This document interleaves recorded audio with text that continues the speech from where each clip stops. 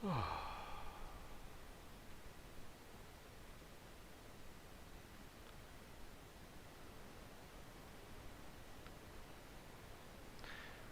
everyone, this is Shining Noctowls, and tonight I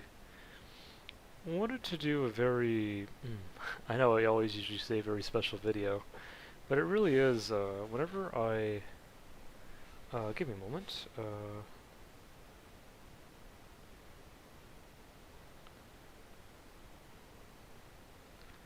just a friend is calling me. I'm just gonna tell him I'll call him a wee bit later.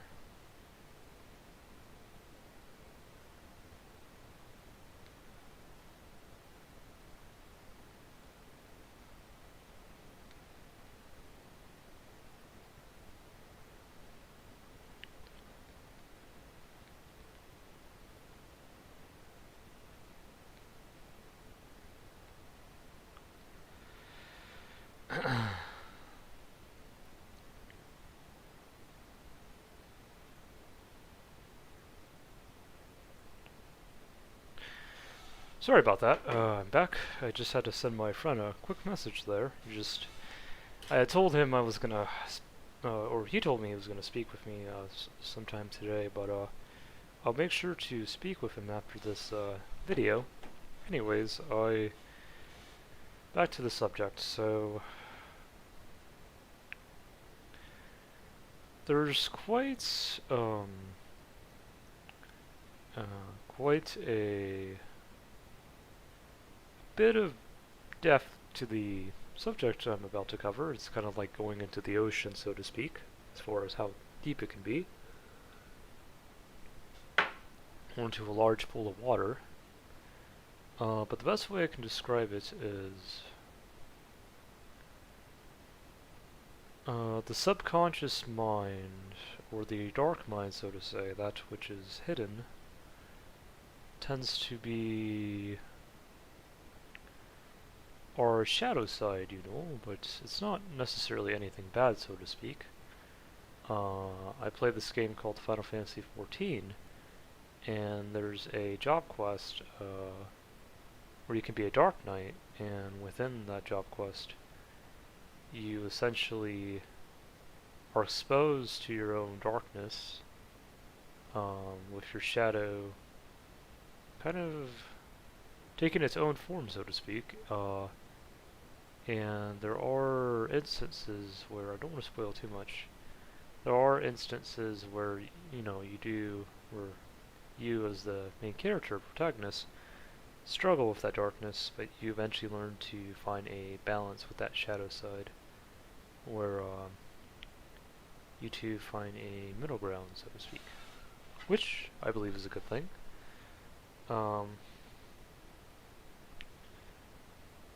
Give me a moment.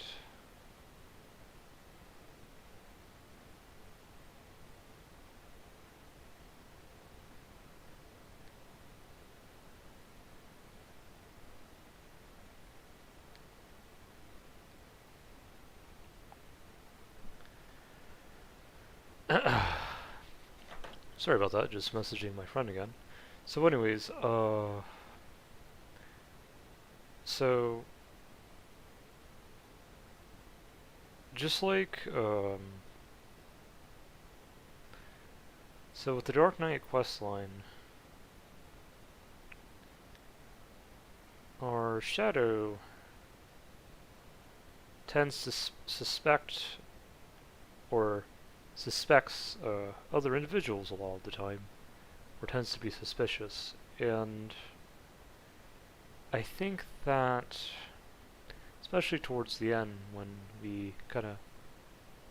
helped him clear those suspicions, I believe it helped bring a lot of illumination, and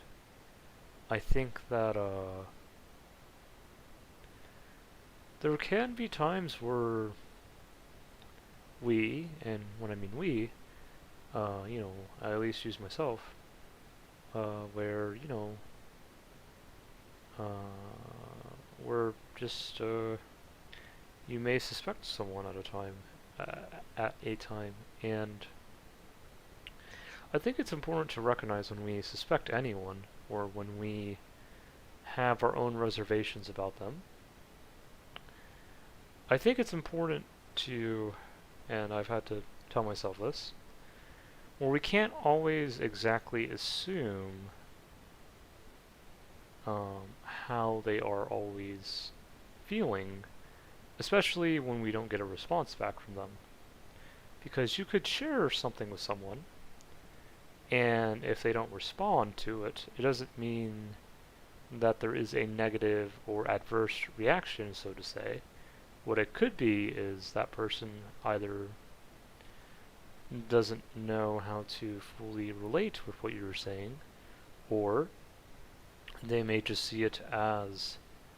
just a way in which you express yourself that needs no reply, you know? And I think that I think that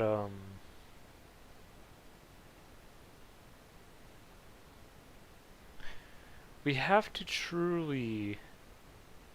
kind of bring all this emotion, all this kind of primal energy down to earth,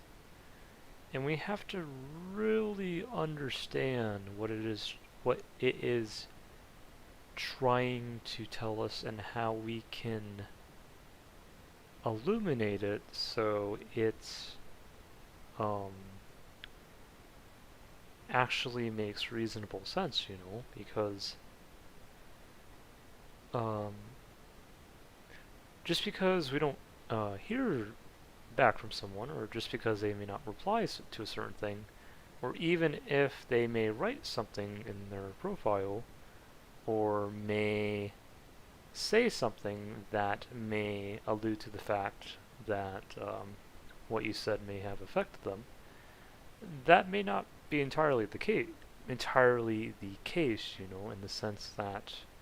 sometimes people have their own things going on in their lives, and sometimes we have to recognize that just because we said something to someone doesn't mean that it necessarily affected them in a way that was adverse, especially if you don't hear anything back from them. It's important to just recognize that sometimes these people, or certain people, I should say, you know, we're just kind of thinking about different things, you know, and may be completely different from what you express to them. And I think that you know, I'm not essentially saying that we should think that everyone's mind is essentially just a milk carton, kind of spilling. Kind of reminds me of how Patrick's mind works in SpongeBob. So, I'm not trying to say we should dumb down how we assume people think,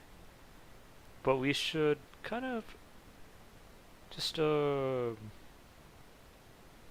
the knowledge that, or acknowledge rather, that sometimes sometimes people um, just are either A, you know, process things differently, or B, they just don't really go that deep into it, you know? Like, there was a person I used to talk to, and I won't mention her name, just because I believe in certain situations it's better to preserve privacy. However, I remember I used to share things with her, deep topics such as this, and to her it was kind of like I was saying these things, and her mind was kind of like thinking about when she would get the next worm, as if she was a cat or a bird, so to speak. Um, I hope air quotes, of course. I hope I'm not I hope I'm not presenting it in a derogatory way, so to speak. But what I'm trying to say is some people just don't just go into these depths of the subconscious, or mind, so to speak. Some people, and even myself, because I don't want to just say some people, because I, I would say even for myself, there was a time where I didn't really think deeply about things. I mean, I'd say maybe I did, but I wouldn't say I truly dived deep into the ocean, so to speak, or into the underworld, until I met a Scorpio, which exactly had a birthday opposite of mine. Again, I won't mention her name because I believe in these instances it's better to preserve privacy. But I will say, at the very minimum, my birthday was May 15th, hers was November 15th. And I know not everyone's into astrology or things like that, but she was the first person to really try to get me to think deeply about these things, really try to ask questions, really try to understand, understand, or at least explore these depths of knowledge. And in some senses, it can be a wee bit daunting for a lot of people because when you go deep into these depths of knowledge, you are also going into the depths of darkness, and when you do that, there will be times where you just may not exactly know where your footing is. And there may be times too where you are consumed by a primal energy where you have to learn how to balance it. You have to learn how to express it in a healthy and constructive way. And yeah, so I think that she was the one who really, I wouldn't say pushed me, but at least kind of guided me to just have the incentive to learn about these things. Learn just kind of the depth of one's mind and of the realms we exist in. And she also showed me as well that, and something I've really appreciate, that there are certain instances where one's value is far beyond any gold or silver that we can offer to someone. And what she showed me was, just with the gift she gave me long ago, is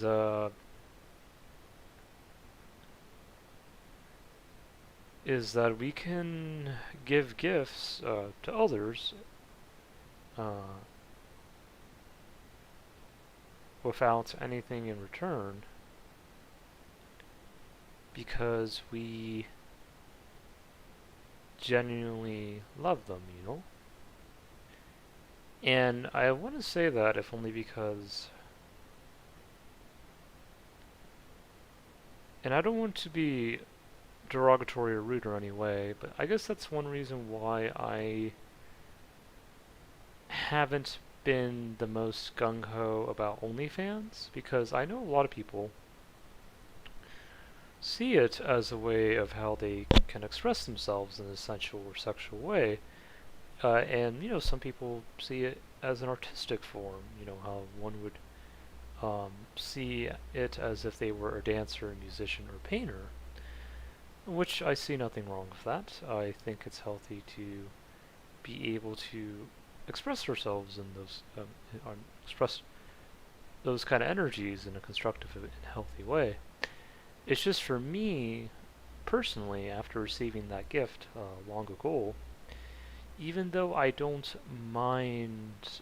connecting with and complimenting or thanking someone for sharing this kind of energy, or being sensual or sexual, I just don't really personally I personally just don't feel a need um,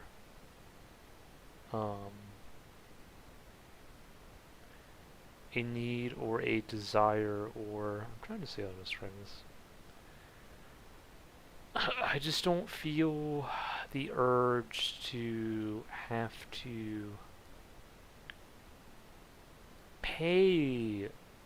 or offer gold and silver uh, for further sexual or sensual artistic expressions that they may have, if only because when I connect with these energies, whether even if it's a person I don't really know too well, I tend to see these kind of connections in the sense of I'm trying to see here.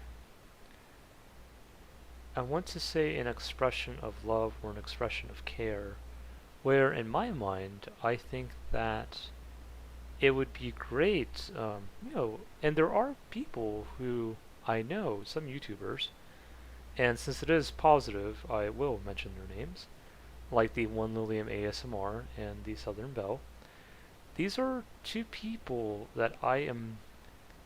pretty certain that, and for sure the One Lilium ASMR, but that these people do share their sensual and sexual expressions of themselves because they see it as a way to constructively heal and express themselves as well as constructively heal others. And I really think that is a good step in the right direction, because for many centuries, or probably even longer, sexuality has really been demonized in a lot of cultures, or sensuality. And one thing I like about Wicca and Celtic mythology is that they really try to help you understand, the importance and the sanctity of these acts because, we never expressed ourselves sensually or sexually, or we never had these physical interactions. When it comes down to it, the life on Earth would probably cease to exist. And while that may seem grim to some, we have to truly understand just kind of the importance of these things and understand that with any kind of communication, whether it's verbal or whether it's maybe transactionary, or whether it's mental, or whether it's spiritual or emotional, or whether it's even just having a conversation. I think there's an importance of having an equal or balanced footing with the other person. And in Wicca, at least from what I've read, and I definitely agree with this, they highly agree that there needs to be a balance, especially when you connect sensually or sexually with someone. Even if you're not having intercourse or any of that, it's important to have a consensual or kind of an equal footing with them, because there are a lot of people who I notice and again, I don't want to necessarily be judgmental or anything like that, but I will say that when there are people who spend tens of hundreds of thousands of dollars to have people dance for them and they feel unfulfilled at the end of the day, you have to understand, or there has to be an understanding that, while these kind of expressions can definitely help people, if there isn't a balance and how they are expressed and how to people kind of go about these things, it can definitely bring harm if we are not careful, you know. And I think that I think that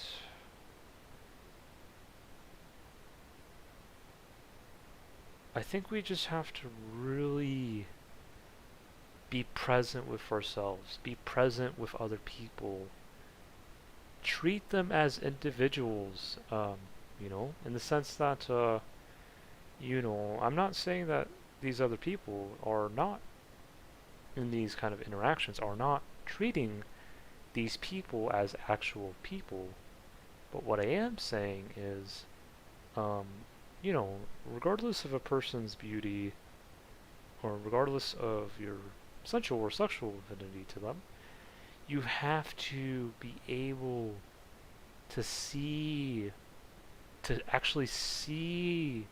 the person as a soul, as an individual, just as a someone that isn't just a fleeting experience, I guess. I guess what I'm trying to say is you don't want to get yourself into an instance, or, well, there may be some who may, so I don't want to say you don't, you don't, because there are some people who may, and again, it's all right for them, but what I am trying to say is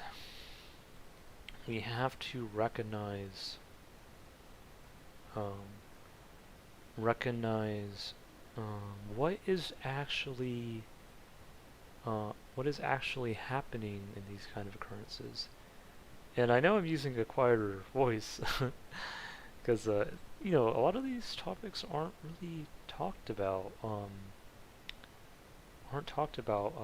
openly. They're kind of hush hush or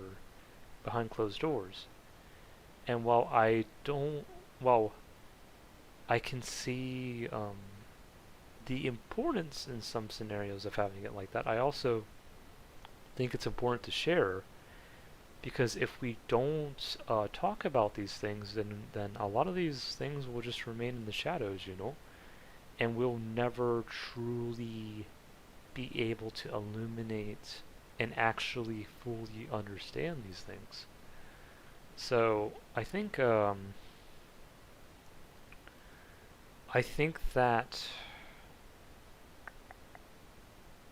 what was I go with this?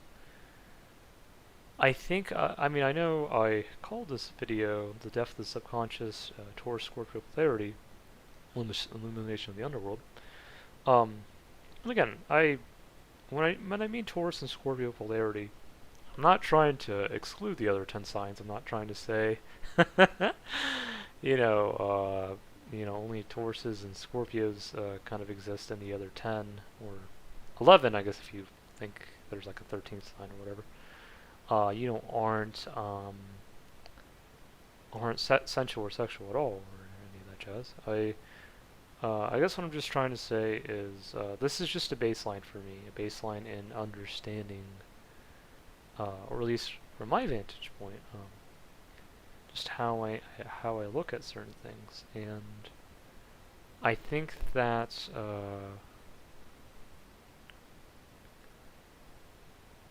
where was I going to go with this? Again, it's quite a big topic, but yeah, I just think people don't really, or some I don't want to say all people, some people, and maybe I could even include myself in the bracket for time, but just some people don't actually just fully dive deep and understand these things at their int- integral core, you know, really understand, really put your uh, hand or arm and actually grab the earth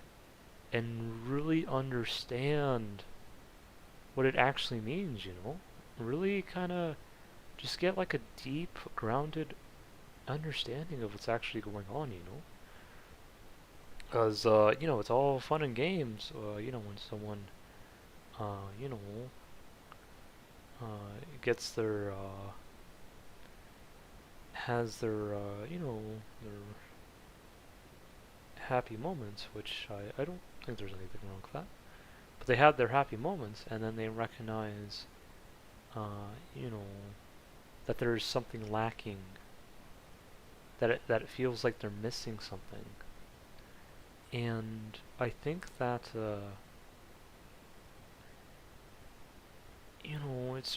it really is I don't want to say it really is a ritual. I don't want to get too crazy about it. But I will say that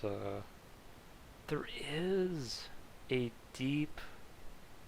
meaning, a deep kind of understanding just of these kind of energies. And I really do believe that. And while some may see it more on the surface level, where to them, it may be a financial, artistic endeavor, which more, you know, they wish to see it like that, then it's understandable. But I really just think for those who really want to connect deep with this kind of knowledge, there just has to be a clear understanding of what you're actually experiencing, and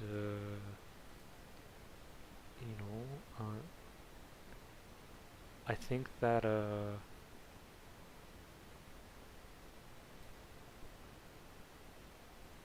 I think it can really bring a lot of healing if expressed and utilized in a constructive and healing way, Um, but people have to be able to.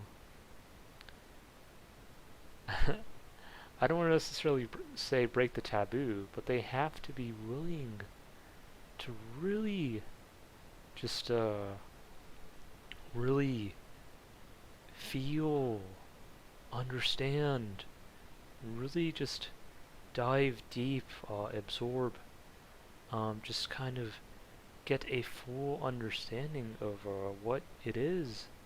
you're actually experiencing, and I think that I think it really is a topic that I think just has to be expressed, It can't just always be tucked into the shadows. It really has to be kind of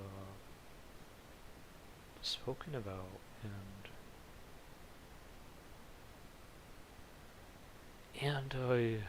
I think that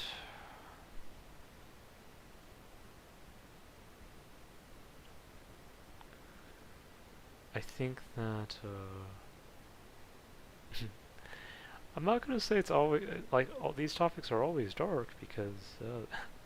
you know there are moments where I have had a certain individual, uh, and I guess I will mention the zodiac sign, not to box anyone, but there was a person I connected with. Their zodiac sign was Cancer, and whenever she,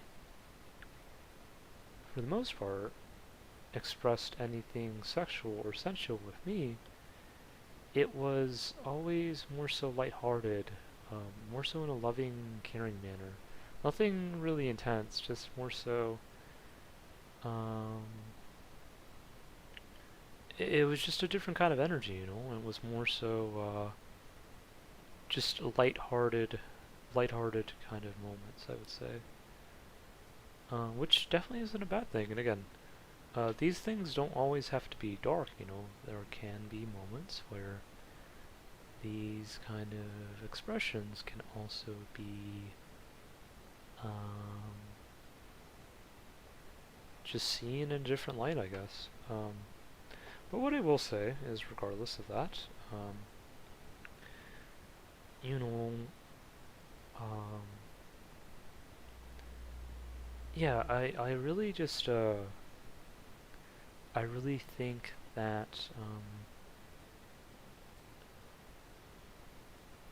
we just have to really share about these things, you know.